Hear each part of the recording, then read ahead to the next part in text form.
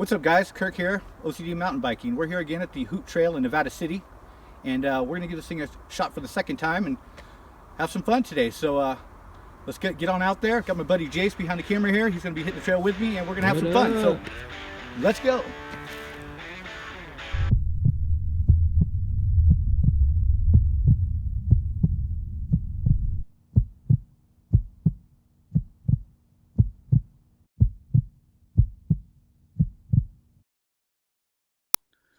Hey everyone, Kirk with OCD Mountain Biking here. So I'm sure a lot of you are wondering, where the hell's Kirk been? You know, this guy's been putting out videos for months now. So the guy falling off the face of this earth or something? Actually, now, more like falling into the face of this earth. Twice. So I actually started making a video about 2 months ago. I was going to make a small series about changing from clipless pedals to flat pedals after 20 years of riding clipless. I thought, you know, in going back to the platform pedals, it would allow me greater confidence, it would build greater confidence because I'd be able to quickly put a foot down if I needed to dab or eject off the bike completely if I was in head for trouble. And I really thought it was going to help, my confidence in building that. And also I wanted to start practicing manuals. Manuals, something I've never been able to do, which is, pulling back on your handlebars without pedaling and kind of carrying a wheelie without any input from your feet. And so yeah, I thought that was going to be a great move, and I really expected some good things to come of it. But unfortunately, I found the opposite. I found that the platform pedals gave me less confidence because I spent more time thinking about what my pedals were doing, what my feet were doing on the pedals, than just riding like I naturally rode my whole entire life.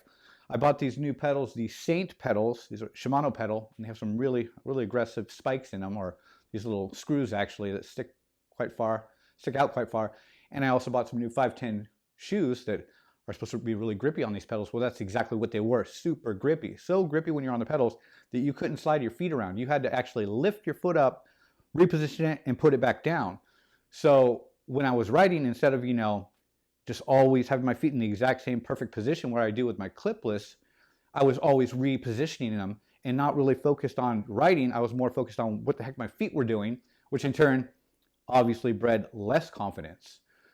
The way I look at the whole thing as far as, clipless pedals, for me personally, when I'm clipped into the bike, obviously you can eject, you can get a foot out if you pivot your foot out quick enough. You can put a foot down. I've done it many, many, many times.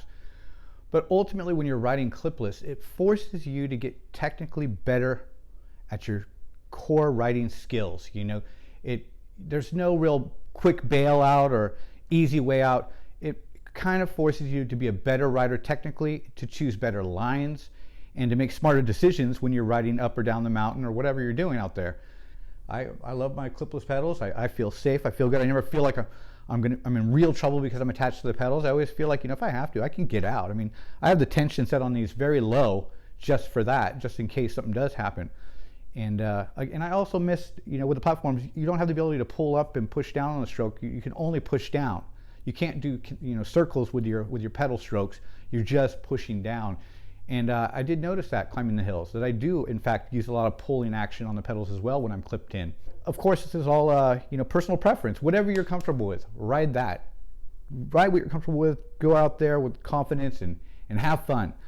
Anyway, so about, again, 2 months ago, after I changed out the pedals to the platforms, I went for a ride up in the local hills here on some fire road trails. And I did a big, long climb, 2,000-foot climb. I circled up there on the top of the mountain for about 15 miles, and I was headed for the descent, which is a long fire road, gravel fire road. And at first I was cruising down there pretty confidently at a pretty good speed. The tires felt them break loose here and there, but no big deal. Now that I have my feet not attached to my pedals, I can easily put a foot down if anything goes awry. Well, I was cruising down this hill, like I said. All of a sudden there was a right-hand turn that came up on me. Went to take the turn, and before I knew it, I just slammed straight to the ground. No warning, no time to put a foot out, and banged myself up pretty good. I actually injured this shoulder, and I actually injured the other shoulder, both shoulders, in fact. And it was a pretty painful little crash after, riding 15 plus years with not one single incident as far as crashing. And here I am crashing with these new pedals and shoes. So after I cleaned myself up from that whole incident, recovered for a couple of weeks, I decided I was going to give it another shot and go back up to Nevada City to the Hoot Trail, which I did once before with my friend Jason. Had a great time. time prior, I was wearing the clipless, of course, this time with the platform pedals and the flat-soled shoes. And we're going down this little flow trail, and super dry, super silty dirt, powdery dirt, you know, super slippery. I was coming around a simple little bank turn, barely even, you know, maybe doing 8 miles an hour, and that bike again just slid out from underneath me, slammed me straight into the ground, knocked the wind out of me, got up, and like I said, I had a little hard time catching my breath and felt a little bit funny, you know, in my rib area over here. So when I landed, it kind of shoved my elbow into my ribs with all my weight. Anyhow, so I again picked myself up, dusted myself off, and proceeded down the rest of the trail. And after that, packed things up and went back to my buddy's house for the night. And yeah, that evening was quite painful. But about 2 days later, you know, I hadn't seen seeked any medical attention yet, or a doctor. It was so painful I could barely breathe without, you know, a stabbing pain in my ribs, and it was just generally pretty uncomfortable and brutal. So went to the urgent care for Grass Valley and got diagnosed with a broken rib. So after these 2 incidents, you know, again, going 15 years without one single incident at all, and then having 2 in the 2 rides following changing over to the platform pedals, I gotta say, for me personally, it hindered my riding because I was more focused on what my feet were doing on the pedals than I was just riding my bike like I've been doing for, you know, 20 plus years. So yeah, I've since recovered. I'm fully healed now, feeling good. I'm ready to go ride again. I put my Shimano XT trail pedals back on, the clipless pedals, and I'm ready to start riding again. But my experience personally with the flat pedals hasn't been a favorable one, and wasn't a lot of fun. So you know, you got to try things out though. You know, I thought maybe it would help me out in some areas, but unfortunately it really didn't. And you have to ride whatever you're comfortable with, man. Don't let people tell you need to ride flats, or you need to ride clipless, or you need this, or you need that part to be a better rider. Ride what you're comfortable with, and just be in the flow, be in the moment.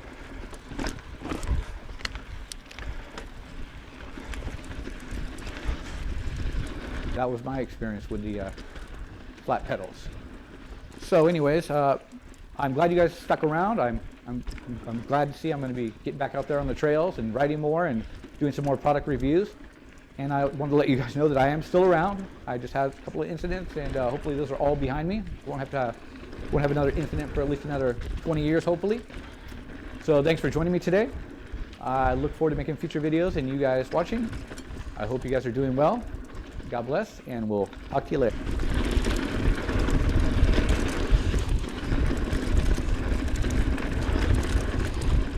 So I'm sure some of you have noticed that after the crash, my Garmin cycling computer is missing. It actually broke the mount's inside retaining lip that keeps the Garmin clipped into the mount. I was always kind of concerned with that out front mount, that something like that could happen. So I went and I found a new mount called a K-Edge center cap mount, which mounts it right above your stem. Seems like it's in a real safe, protected, guarded area. I'll let you guys know how I feel about it as far as the position of it and how well it works for, you know, snapping it in and pulling it out of the mount there. Oh yeah, that's a little bit better. Oh yeah.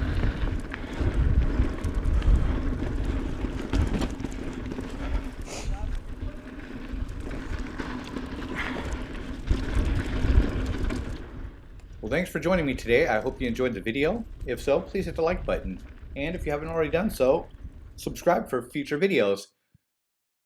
Crashing. It happens to everyone sooner or later.